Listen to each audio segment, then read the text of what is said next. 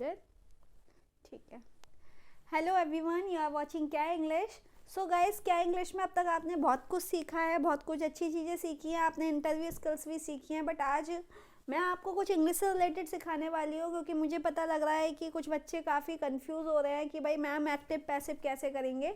हालांकि ये ग्रामर का टॉपिक है, हम ग्रामर को कवर नहीं कर रहे हैं अभी हम स्पोकन इंग्लिश की बात कर रहे हैं. बट यहाँ पे गाइज मैं काफ़ी आपको इजी तरीके से एक्टिव और पैसिव बोलना सिखाऊंगी. एग्जैक्टली आपने देखा होगा कि आप बहुत सारे कॉम्पिटिशन्स की तैयारी करते हैं and you must be doing the preparation for exams की भी तैयारी करते हैं.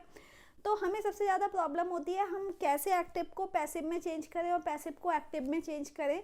तो guys I would like to tell you one thing, हमें सब चीज़ें वही सीखनी चाहिए जो हमारे लिए आसान हो.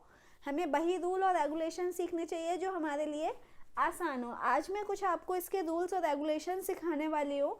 बट हाँ, इसके आगे की वीडियो मैं तभी बनाऊंगी जब आप मुझे अपना फीडबैक देंगे कि यस मैम मुझे समझ में आ गया, मुझे अच्छा लगा, इसके आगे के स्ट्रक्चर्स मुझे बताइए. क्योंकि गाइज हर क्लास में मैंने आपको कभी कंप्लीट नहीं बताया है, क्योंकि हमारी क्लास काफ़ी लंबी हो जाती है. तो जो चीज़ें मुझे लगता है कि आप बोल पाएंगे वही चीज़ें मैं आपको सिखाती हूँ. अब हम बात करते हैं एक्टिव एंड पैसिव. सबसे पहले गाइज किसी भी चीज़ को सीखने से पहले हमें उसका मतलब पता होना चाहिए कि भाई एक्टिव क्या है और पैसिव क्या है. जब हमारी बुक को लिखा गया था तो एक्टिव पैसिव लिखे गए थे उसमें, और उसका क्या पर्पस था. एंड एक्टिव और पैसिव अगर हमें नहीं आते तो क्या होता, और अगर आ गए हैं तो इसका यूज़ हम कैसे करेंगे, और अगर हमने सीख लिए हैं अच्छे से तो उसका सही तरीके से एग्जैक्टली पर्पस क्या है. आपने साइंस की पढ़ाई की, आपका पर्पस है आप साइंटिस्ट बन जाएं. आपने टीचिंग की, आपने स्टडी की, आपने बच्चों को पढ़ाना शुरू किया, आपका पर्पस था आप टीचर बन जाएं. आपने डॉक्टर की पढ़ाई की, आपने मेडिकल की पढ़ाई की, आपका पर्पस था कि आप डॉक्टर बन जाएं. सो गाइज, हमने अगर एक्टिव पैसिव की पढ़ाई की तो इसका पर्पस क्या है, कभी आपने सोचा? नहीं सोचा होगा. कोई बात नहीं, अक्सर लोग इस तरीके के क्वेश्चंस नहीं सोचते हैं, बट हमें सोचने चाहिए. कोई भी चीज़ हम सीख रहे हैं, साइकिल चलाना सीख रहे हैं, तो उसका पर्पस क्या है कि हम अपनी जो ट्रैवलिंग का स्पेस है उसको काफ़ी हम कम कर सकें, हम ट्रैवलिंग पैदल की जगह साइकिल पे कर सकें और अपना टाइम सेव कर सकें. हर चीज़ को करने का एक पर्पस होता है. खाना बना रहे हैं तो उसका पर्पस खाने का है, पेट भरने का है. वीडियो देख रहे हैं तो आपका पर्पस सीखने का है. ऐसे ही एक्टिव पैसिव का एक अपना पर्पस होता है. बहुत सिंपल लैंग्वेज में मैं आपको एक लाइन में सब कुछ क्लियर करना चाहती हूँ. कभी कभी क्या होता है कि अभी तक आपने सुना होगा कि कोई भी सेंटेंस में 3 चीज़ें होना ज़रूरी है: सब्जेक्ट, वर्ब एंड ऑब्जेक्ट. ठीक है. सब्जेक्ट क्या होता है? सब्जेक्ट हमारा, मैं आपको लिख के बताती हूँ यहाँ पे. देखिए, subject plus verb plus object. ठीक है. सब्जेक्ट हमारा क्या होता है? सब्जेक्ट हमारा होता है कोई भी काम को करने वाला, जैसा कि टीच करने वाला टीचर. ठीक है. और मान लेते हैं रन करने वाला रनर, प्ले करने वाला प्लेयर. तो इस तरीके से जो काम करने वाला होता है उसको हम बोलते हैं सब्जेक्ट. ठीक है. जैसा कि मम्मी ने खाना बनाया, तो खाना बनाने वाली कौन हुई? मम्मी. तो मम्मी हो गई हमारा सब्जेक्ट. ठीक है. वर्ब क्या होती है? अब तक जो हमने एक्शंस बोले हैं हम उसको वर्ब बोलेंगे. वर्ब का मतलब हो गया कि जो हम एक्शन कर रहे हैं, जैसा कि मैंने बोला मैं पढ़ा रही हूँ, तो मेरा जो एक्शन या वर्ब है, जो हमारा एक्शन हो रहा है, काम हो रहा है, वो हो रहा है हमारा पढ़ाने का. तो जो हमारा पढ़ाना हुआ वो हो गई हमारी वर्ब. ठीक है. एंड ऑब्जेक्ट, बाकी का जितना भी सामान बच जाए तो उसे हम ऑब्जेक्ट में लगा लेते हैं. अब कभी कभी क्या होता है कि हम जब इंग्लिश लैंग्वेज की बात करते हैं तो इंग्लिश लैंग्वेज में सब्जेक्ट की जगह एक्शन का ज़्यादा रोल होता है. जैसा कि मैंने बताया कि मम्मी खाना बना रही हैं, तो यहाँ पे जो मेन रोल है वो मम्मी का है कि मम्मी खाना बना रही हैं आज.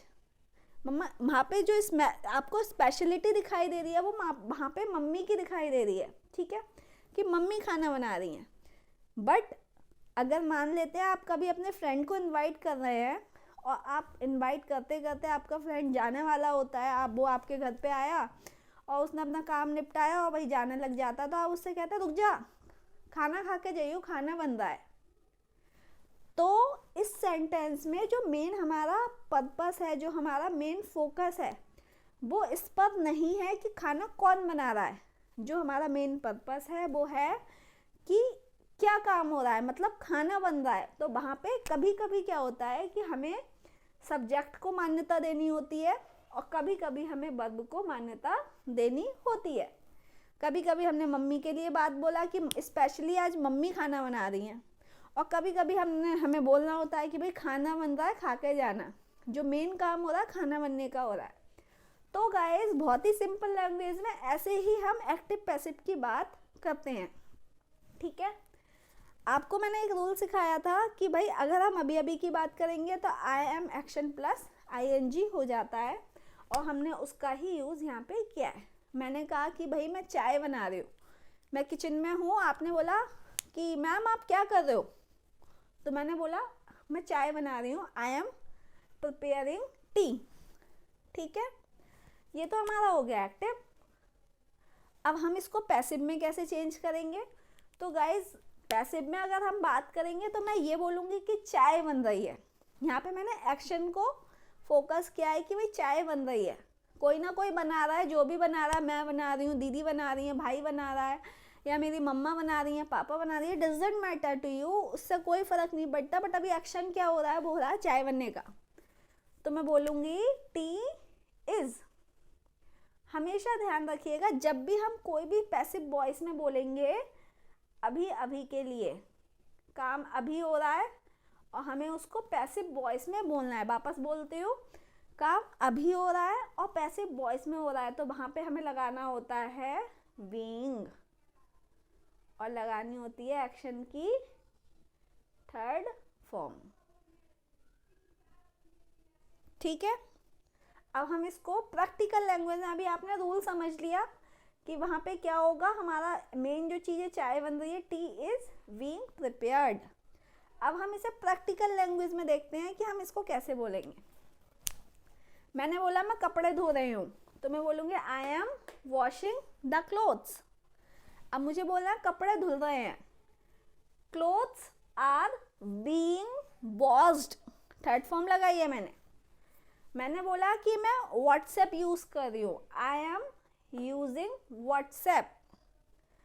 व्हाट्सएप यूज़ हो रहा है भाई फ़ोन में, तो व्हाट्सएप चलाया जा रहा है, तो व्हाट्सएप इज़ बीइंग यूज्ड। यहाँ पे हम थर्ड फॉर्म का ध्यान रखेंगे, थर्ड फॉर्म लगाना ज़रूरी है।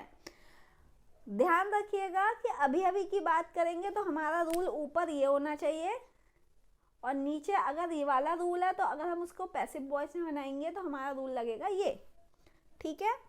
मैंने बोला कि मैं रूम साफ कर रही हूँ, I M cleaning the room, और रूम साफ हो रहा है तो रूम इज बीइंग क्लीन्ड, ठीक है।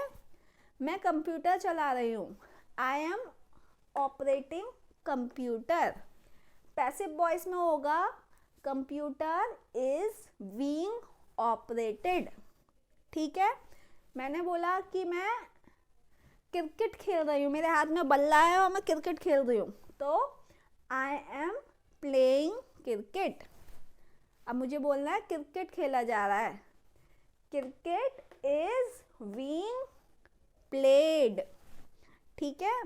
मैंने बोला मैं आज दाल बना रही हूँ, आई एम प्रिपेयरिंग दाल या पल्स, तो और दाल बन रही है, मुझे बोलना है भाई दाल बन रही है, दाल इज बीइंग प्रिपेयर्ड। तो गाइस अभी हम एक एक रूल कवर कर रहे हैं एक्टिव पैसिव में, हालांकि इसके बहुत सारे रूल्स हैं, बहुत सारी इसकी आगे स्टडी करनी पड़ेगी, आपको रूल को समझना पड़ेगा। बट अभी हम इजी की तरफ से स्टार्ट करते हैं, इजी को ख़त्म करते हैं, बाद में टिपिकल की हम बात करेंगे। अभी मैंने बोला कि मैं भाई मान लेते हैं मैंने लिखना शुरू कर दिया, ANU अनु, तो मैं बोलूँगी मैं लिख रही हूँ, आई एम राइटिंग, और मैंने लिख लिया तो आई हैव रिटन। और मैं बोलूँगी कि भाई बोर्ड पे लिखा जा रहा है, मैंने अपना नाम लिखा, I am writing my name. अभी मुझे बोलना है पैसिव में, तो मैं बोलूँगी my name is being written.